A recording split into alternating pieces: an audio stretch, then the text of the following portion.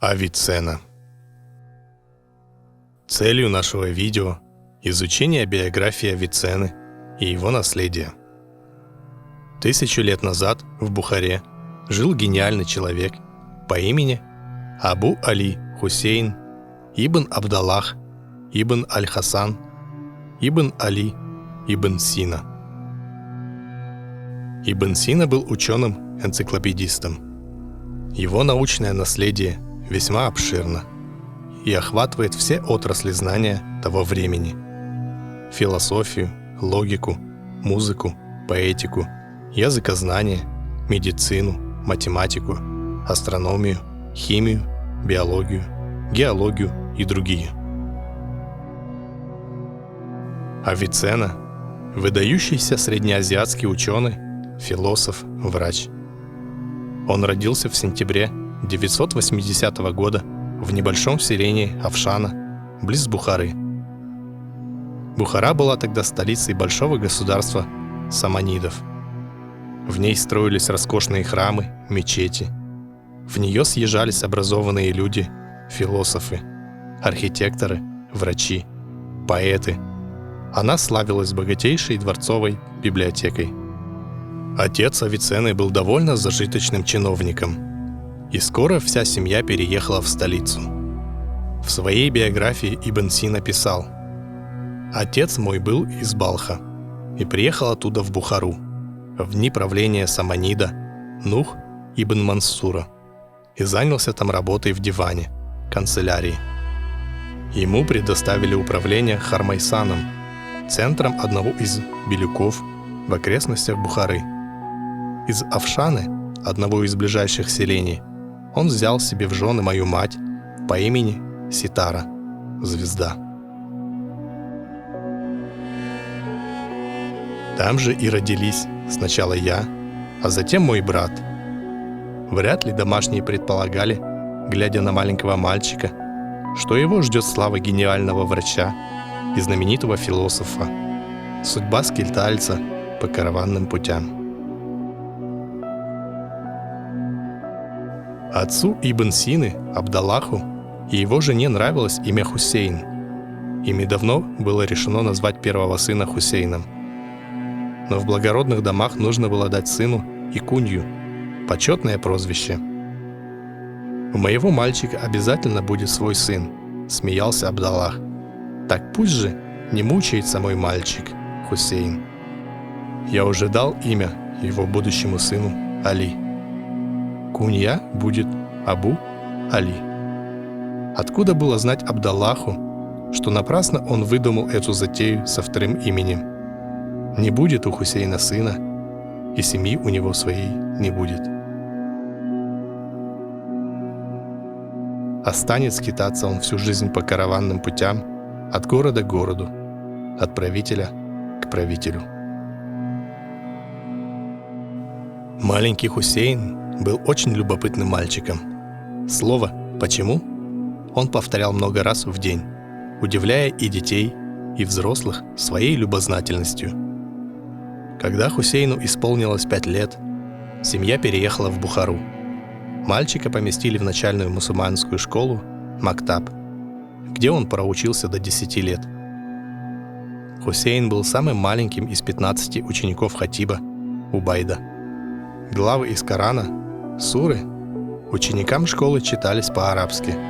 Многие мальчики плохо знали арабский язык. Ибн Сина принадлежал к населению Средней Азии, говорившему на языке фарси. На этом языке он писал короткие стихи, четверостишья, для отдохновения души. Хусейн сразу подступил к учителю с вопросами, но тот говорил: «Учи Коран, там на все есть ответы». Одновременно Хусейн ходил и к другому учителю, который обучал его грамматике, стилистике и арабскому языку.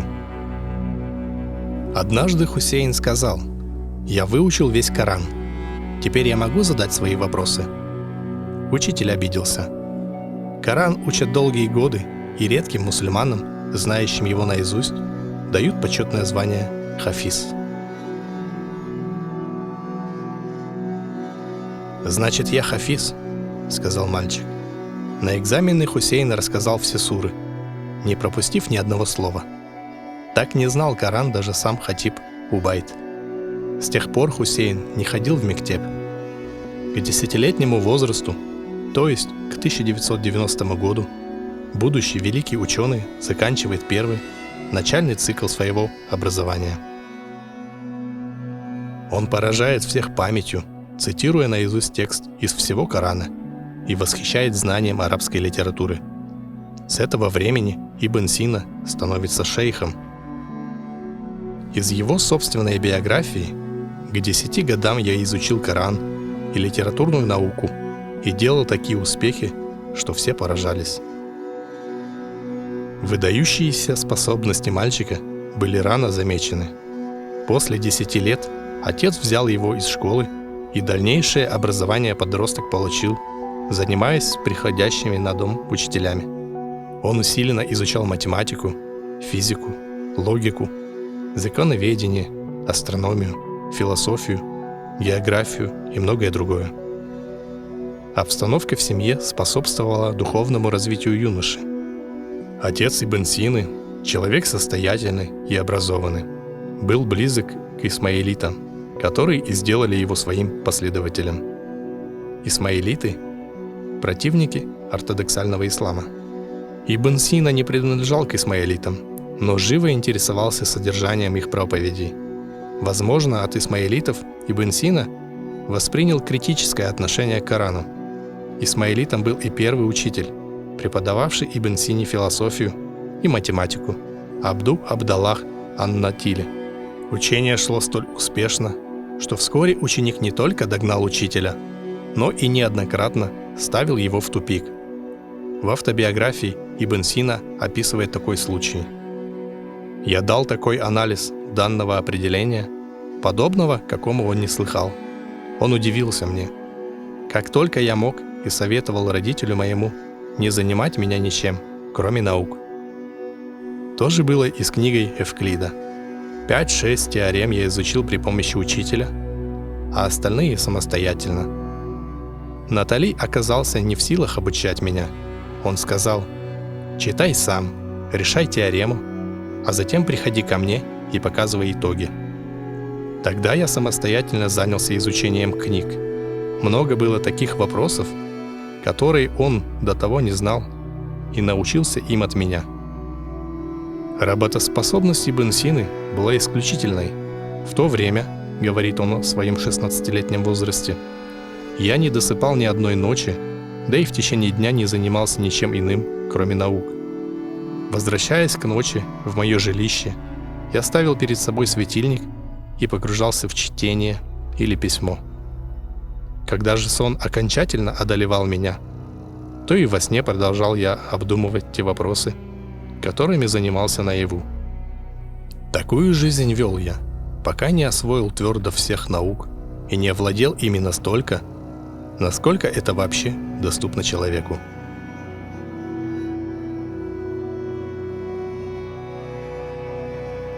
Медициной Ибн Сина заинтересовался очень рано. Не имея еще 14 лет от роду, прочитал все медицинские трактаты, какие можно было найти в Бухаре. Стал посещать больных, причем самых трудных. Предполагают, что увлек его занятиями медициной известный в то время врач Абу Сахл Масихи, автор книги «Эмия» или «Книга 100 глав», которая для многих врачей была тогда учебником медицины.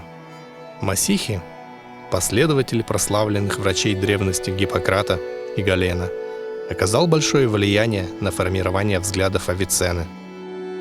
Затем я пристрастился к науке врачевания, говорится в автобиографии, и стал читать книги, посвященные ей. А медицинская наука не из трудных наук. И, конечно, я преуспел в ней в кратчайшее время так, что известные врачи того времени стали приходить ко мне за советом. Посещал я и больных, и в результате достигнутого мною опыта открылись передо мной такие врата исцеления, что это не поддается описанию, а было мне в это время 16 лет. Изучал медицину Ибн Сина под руководством Абу-эль-Мансура Камари, известного бухарского медика, автора ряда научных трудов. Обучение у Камари продолжалось недолго.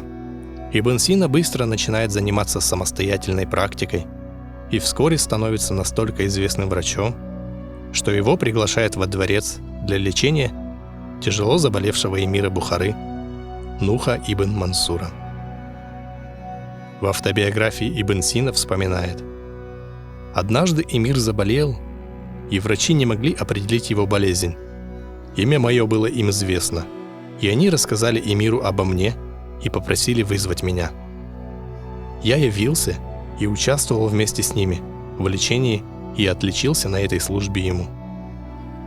Чем болел эмир Бухары и как его лечил Ибн Сина, точно неизвестно. Известно лишь, что лечение помогло, и Нух ибн Мансур благополучно правил Бухарой еще год. Известно также, что в благодарность за излечение Ибн Сина получил доступ в знаменитое книгохранилище Саманидов. «Передо мной открылись врата в такие глубины знания, о которых я и не догадывался», — говорил он. Бухарская библиотека — одно из крупнейших собраний книг того времени. Сам Ибн Сина считал работу в Бухарской библиотеке важнейшим этапом в своей жизни. Здесь завершилось его образование и началось самостоятельное творчество. Библиотекой Саманидов Ибн Сина пользовался несколько лет. Возможно, именно во время работы в Бухарской библиотеке у него зародилась идея создать обобщающий труд по медицине, где можно было бы найти название болезней со всеми ее признаками, а также указания на то, от чего она возникает и как ее можно излечить. Для этой цели Ибн Сина делал необходимые выписки из различных книг, а затем периодически обобщал их. Так началась подготовка материала для канона врачебной науки, над которым Ибн Сина работал долгие годы. У юного Авиценны появляются ученики. Нередко это седобородые старцы. Они стараются записывать каждое слово своего учителя. В 18 лет он начинает переписываться и вступает в дискуссии по вопросам физики, философии, астрономии с крупнейшими учеными Востока, в том числе со среднеазиатским ученым-энциклопедистом Бируни. В 20 лет Авиценна уже автор нескольких книг. Обширной энциклопедии, рассказывающей о естественных науках, книги разъяснения законов, состоящей из 20 томов, книги по этике, многотомного медицинского словаря. Бухара в те годы доживала последние спокойные дни. Государство разваливалось на части. Вскоре и столицу захватили тюркские кочевые племена Караханиды. Город был разграблен, библиотека сгорела.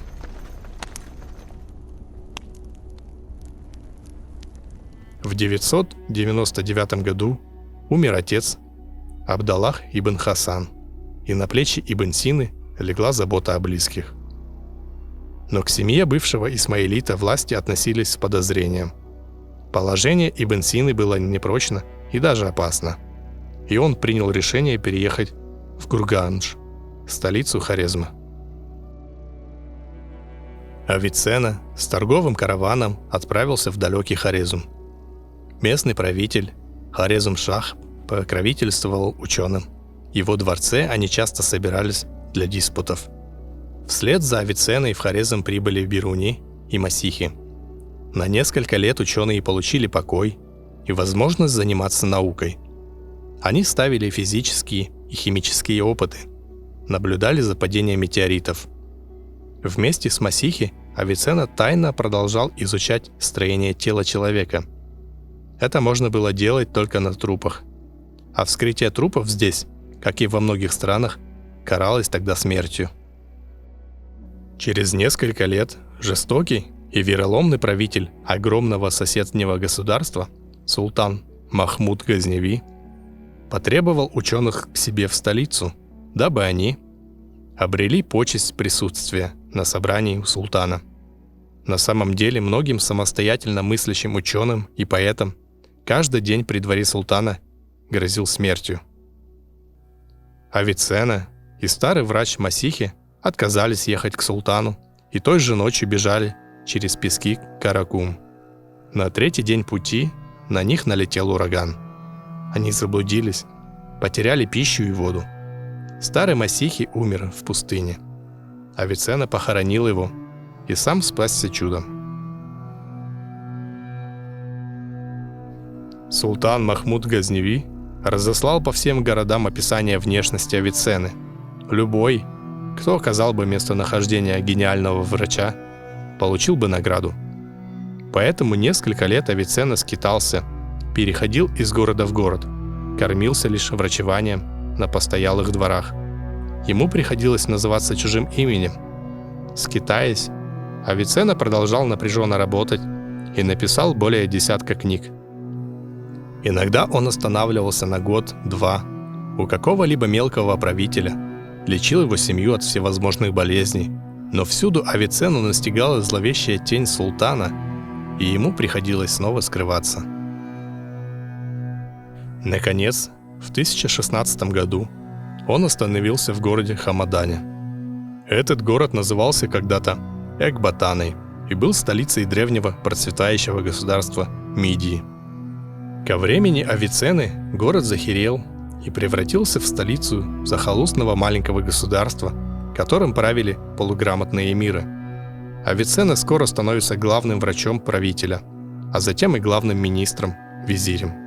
При жизни Ибн Сины большой известностью пользовался обширный труд основателя и руководителя госпиталя в Багдаде Али ибн Аббаса под названием «Царская книга». Одним из непосредственных предшественников канона был 30-томный труд Абу Бакара ар-Рази «Всеобъемлющая книга по медицине». Однако эти труды страдали общими недостатками. Изложенные в них сведения не были в достаточной степени систематизированы, и результаты наблюдений переплетались с явным вымыслом. Рекомендации дополнялись мистическими истолкованиями. Построение книг было очень нечетким, а изложение настолько сложным, что пользоваться ими мог только достаточно опытный врач. Ибн Сина, работая над книгой, поставил перед собой задачу избежать ошибок своих предшественников и справился с ней, создав один из крупнейших в истории медицины энциклопедических трудов – «Канон врачебной науки». «Канон врачебной науки» – одна из самых знаменитых книг в истории медицины. По существу, это целая медицинская энциклопедия, в которой предписания античных медиков осмыслены и переработаны в соответствии с достижениями арабской медицины. В каноне Ибн Сина предположил, что заболевания могут вызываться какими-то мельчайшими существами.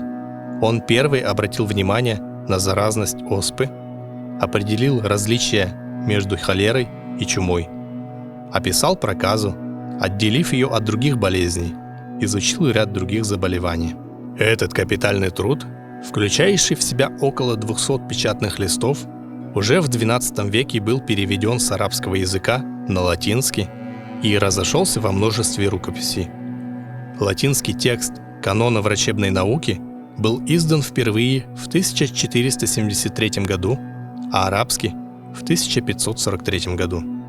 Точная дата завершения работы над каноном не установлена. Предположительно, это 1020 год.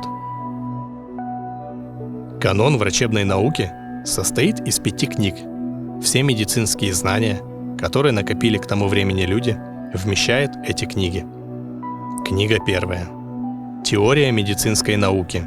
Анатомия, диагностика, физиология, хирургия. В этой книге описываются острые и хронические болезни и способы их лечения. Во 2 томе рассказано о простых лекарствах, их природе и испытания. По алфавиту расположены 811 средств растительного, животного и минерального происхождения с указанием их действия, способов применения, правил сбора и хранения. Корни и кора многих деревьев могут помочь человеку бороться с болезнью. Книга 3, самая обширная, посвящена патологии и терапии, описанию отдельных болезней и их лечению. Каждый раздел снабжен анатомо-топографическим введением. Книга 4 посвящена хирургии, лечению вывихов и переломов, общему учению о лихорадке, кризисах при болезнях. В ней говорится об опухолях, гнойных воспалениях подкожной клетчатки, а также о заразных болезнях. Освещаются основные вопросы учения о ядах. Книга 5 содержит описание сложных лекарств, а также ядов и противоядий. В состав некоторых лекарств входит до 37 частей. Многие лекарства даны со ссылкой на древнейших врачей, европейских и азиатских. Другие впервые приготовлены и опробованы Авиценной. Новые сведения, известные ранее медицинской науке, встречались в каноне на каждой странице.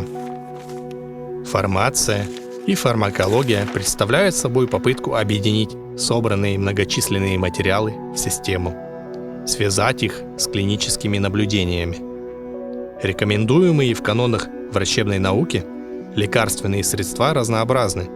Многие из них позднее вошли в научную фармакологию. Систематичность и логичность, как большие достоинства канона, отмечали даже те, кто склонен был преуменьшать значение Ибн Сины в истории медицины. Успех канона врачебной науки был вызван ясностью, убедительностью, простотой описания клинической картины болезни, точностью терапевтических и диетических предписаний. Эти особенности быстро создали канону огромную популярность, а его автору обеспечили самодержавную власть в течение 5 столетий во всем медицинском мире средних веков. Лишь более чем через 800 лет французский ученый Пастер подтвердил гипотезу Авиценны о вирусах как неведомых возбудителях лихорадочных болезней.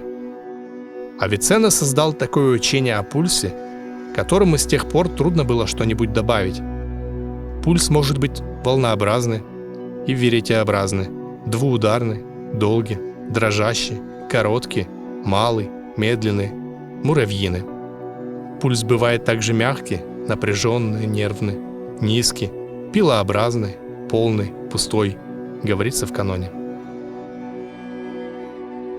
Авиценна первым описал чуму, холеру, желтуху, проанализировал причины, симптомы и способы лечения таких тяжелых болезней, как менингит, язва желудка и многих других.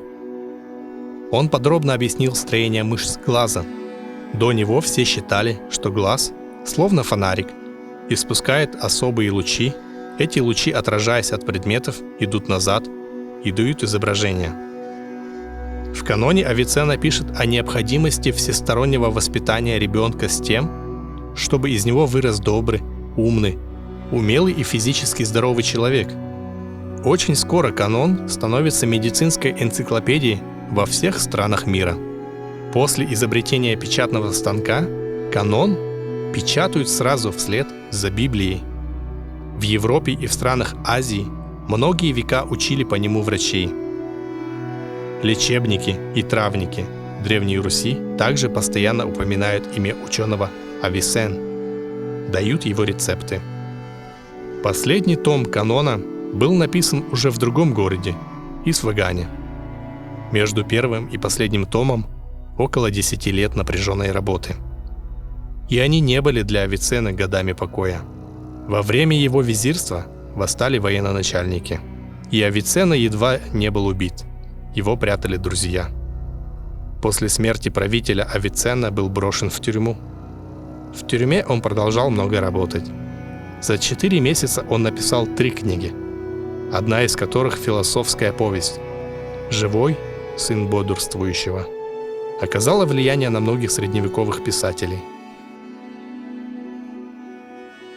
Среди книг, написанных Авиценной, не только фундаментальные медицинские трактаты, но и книги по астрономии, математике, теории музыки, теории геологии, философские труды, книги по языкознанию и художественные повести. Авиценна внес новое во многие области человеческой деятельности. Многие книги Авиценны пропали бесследно, погибли в пожарах. О них мы знаем лишь понаслышке. Некоторые погребены в книгохранилищах, лежат неразобранными, и, возможно, человечество их откроет. До самой смерти Ибн Сина не смог вернуться на родину, скитаясь по чужбине из одного города в другой. Он побывал у властителей Хорезма, Абиверда, Нишапура, Туса, Гургана, Рея, Хамадана, Исфагана. Испытывал лишения и поднимался к вершинам власти. То становился визирем, то попадал в тюрьму. Жил в роскоши и в нищете, но ни на один день не прекращал творческой и научной работы. Имущество его не один раз было разграблено, погибла его библиотека, в том числе рукопись философской энциклопедии в 20 томах Аль-Инсаф «Справедливость». Умер Абу Али Хусейн ибн Сина 24 июня 1037 года в дороге. Полузнакомый человек написал с его слов завещание. Все имущество свое Авиценна велел раздать бедным, слуг отпустить на волю. Его похоронили в Хамаране возле городской стены. Но по прошествию 8 месяцев прах Ибн Сины был перевезен в Исфахал и погребен в мавзолее Ала аль-Даула. Более 900 лет люди берегли его могилу. Каждое утро к его мавзолею собирались ученые, старцы и юноши. Приходили больные, верившие в чудесное исцеление от одного только прикосновения к древней могиле великого врачевателя. В 1954 году по мусульманскому летоисчислению исполнялось 1000 лет со дня рождения Авиценны. По призыву Всемирного Совета Мира эту дату отмечали во многих странах. В иранском городе Хамадане был торжественно открыт новый мавзолей Авиценны. О нем рассказывают легенды, поют песни. Он стал героем сказок. В Бухаре еще и сейчас можно услышать о нем поучительные легенды. В одной из таких легенд рассказывается, что, состарившись, Ибн Сина приготовил 40 лекарств, которые могли воскресить умершее тело. Он взял со своего ученика слово, что тот после смерти Ибн Сины оживит его, применяя эти 40 лекарств в определенной последовательности. Вскоре Ибн Сина умер, и ученик приступил к врачеванию. Лекарства оказывали необычайное действие. Тело старца не только не разлагалось, но становилось все более юным и свежим. Когда же осталось применить содержимое последнего сосуда с лекарством, тело Ибн Сины напоминало прекрасного, сияющего юношу, казалось, готового проснуться и заговорить. Это глубоко потрясло ученика, и только он стал подносить к телу последнее, 40-е лекарство, как из-за сильного волнения не смог удержать в руках сосуд с чудесным составом. Сосуд выскользнул из его рук и разбился. В этой поэтической легенде выражена вера в могущество знаний Ибн Сины, обрисованы черты, свойственные ему как ученому. О них свидетельствуют его автобиография и многочисленные труды. Это пытливость и упорство в преодолении стоящих перед ним препятствий, стремление разгадать тайны природы, овладеть знанием ее законов, чтобы победить недуги, сделать все для облегчения участи людей. Эти присущие Ибн Сине черты хорошо выражены в одной из его четверостиший «Рубаи», которая перекликается с приведенной легендой. «От праха черного и до небесных тел я тайны разгадал мудрейших слов и дел.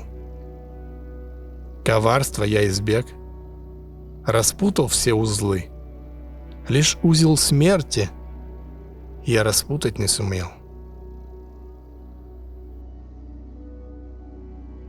Об Ибн Сине создано немало рассказов, где его жизнь представлена в фантастическом плане. О нем упоминают в божественной комедии «Данте», в комедии «Валенсианские безумцы» Лопе де Вега, знаменитый испанский драматург. Ибн Сина оставил потомкам огромное научное и творческое наследие, многотомный канон врачебной науки, книги по математике, физике и другим наукам. По данным современных исследователей, Ибн Сина написал более 450 трудов. Из них до нас дошли всего около 240. Творчество Авиценны имело большое значение для развития литературы не только в Средней Азии, но и на всем Востоке.